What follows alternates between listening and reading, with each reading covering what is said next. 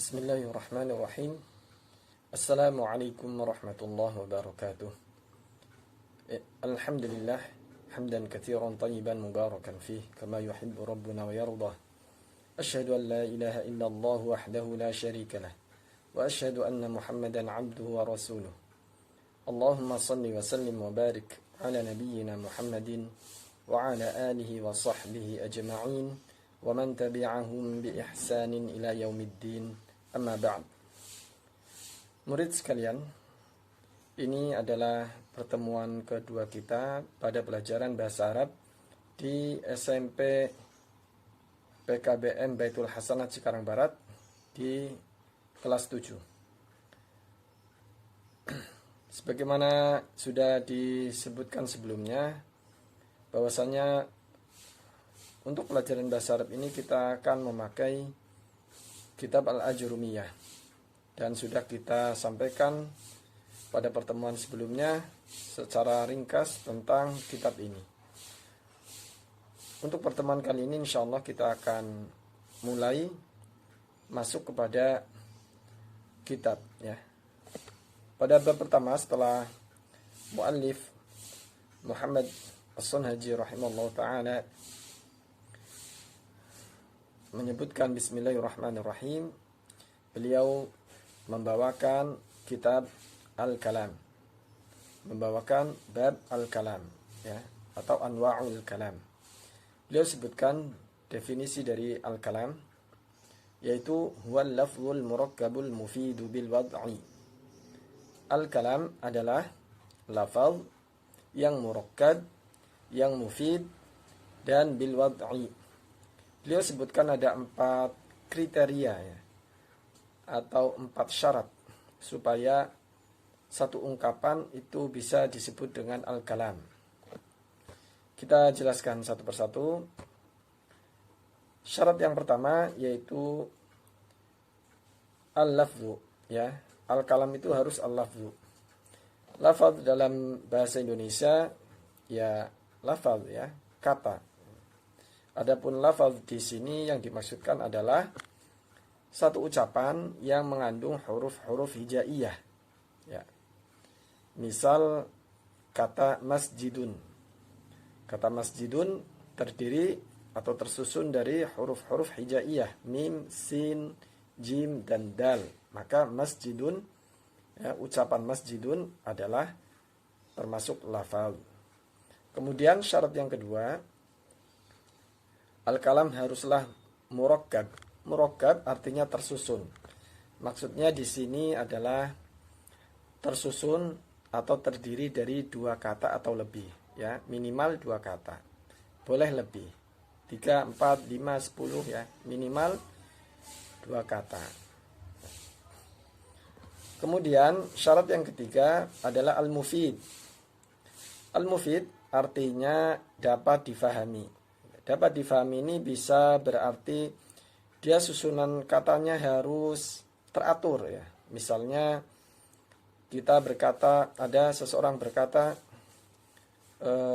Al-Quran membaca Muhammad ya. Al-Quran membaca Muhammad. Nah ini susunan kata yang tidak dapat difahami. Jadi dia tidak mufid. Adapun kalau kita susun ulang menjadi Muhammad membaca Al-Quran. Nah ini kalimat ini berarti sudah mufid, sudah dapat difahami ya. Dan selain harus tersusun dengan baik, rangkaian kata itu juga harus sudah sempurna ya, tidak menimbulkan pertanyaan bagi yang mendengarkan, tidak menunggu kelanjutan dari kalimat tersebut. Artinya kalimat tersebut sudah titik ya. Misalnya seseorang bercerita ketika Muhammad sedang membaca Al-Quran, kemudian dia berhenti.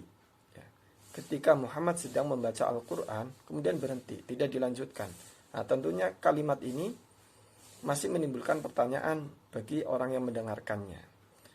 Akan tetapi untuk bisa mufid harus dilengkapi dan disempurnakan. Misalnya menjadi ketika Muhammad sedang membaca Al-Quran, tiba-tiba seekor kucing menghampirinya. Titik. Nah, sampai titik ini kalimat tersebut sudah dapat difahami atau sudah mufid ya kalau di dalam bahasa Arab ya. Kemudian syarat al-kalam yang keempat adalah bil wad'i, yaitu maksudnya adalah diucapkan dengan menggunakan bahasa Arab. Ya, jadi dari keempat syarat al-kalam ini dapat kita simpulkan bahwasannya al-kalam adalah ucapan yang menggunakan bahasa Arab ya, berbahasa Arab dan mengandung kalimat yang sempurna. Untuk lebih memudahkan pemahaman, mari kita lihat contohnya. Contoh kalimat qara'a Muhammadun al-kitaba fil masjidi. Qara'a telah membaca, siapa yang membaca? Muhammadun, Muhammad. Membaca apa? Al-kitaba, kitab atau Al-Qur'an. Membaca di mana? Fil masjidi, di dalam masjid. Muhammad telah membaca Al-Qur'an atau Al-kitab di dalam masjid. Nah, apakah kalimat ini sudah dapat disebut sebagai al-kalam? Sudah memenuhi syarat-syarat kriteria al-kalam? Kita cek satu persatu. Apakah terdiri dari huruf hijaiyah? Ya, qara'a ada qaf, ra, hamzah, Muhammadun ada mim, ha, mim, dal dan seterusnya. Itu semua adalah susunan huruf-huruf hijaiyah. Berarti dia memenuhi syarat yang pertama. Kemudian syarat yang kedua, apakah tersusun dari minimal 2 kata? Iya. Kalimat ini tersusun dari qara'a 1, Muhammadun 2, al-kitaba 3, fi 4, al-masjidi 5. Tersusun dari 5 kata. Berarti dia sudah memenuhi syarat yang kedua. Kemudian kita lihat syarat yang ketiga. Apakah dia mufid? Dapat difahami? Ya. Kalimat ini sudah dapat difahami, sudah menjadi kalimat yang sempurna. Kemudian yang terakhir, apakah diucapkan menggunakan bahasa Arab? Ya. Qara'a Muhammadun al-kitaba fil masjidi, ini adalah satu kalimat berbahasa Arab. Dengan demikian kalimat ini sudah memenuhi syarat sebagai atau disebut sebagai al-kalam. Ya. Al-kalam maksudnya di sini adalah menurut ulama nahwu ya. Al-kalam dalam ilmu nahwu. Demikian yang bisa disampaikan untuk pertemuan kedua kali ini. Semoga tetap semangat dan rajin memurojaah pelajaran maupun hafalan matannya. Subhanakallahumma wa bihamdika asyhadu an la ilaha illa anta astaghfiruka wa atubu ilaik. Wassalamualaikum warahmatullahi wabarakatuh.